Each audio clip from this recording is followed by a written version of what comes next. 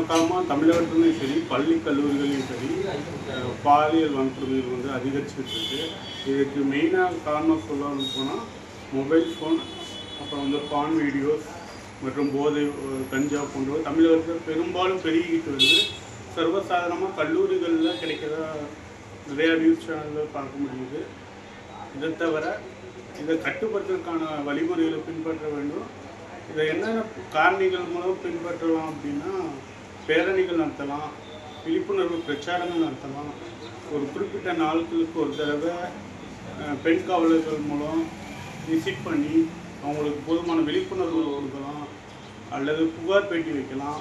ஒரு குறிப்பிட்ட ஸ்கூலுக்கு வந்து ஒரு புகார் எண் டோல் ஃப்ரீ மாதிரி புகார் எண்களை வச்சு அவங்களுக்கு தேவையான பாலியல் சீண்டல்கள் ஏதாவது நடந்தால் அந்த குறையை வந்து சரி பண்ணுற விதமாக ஒரு ஆள் போட்டு, ஒரு பெண் ஆசிரியர் தலைமையில் ஒரு ஆள் போட்டு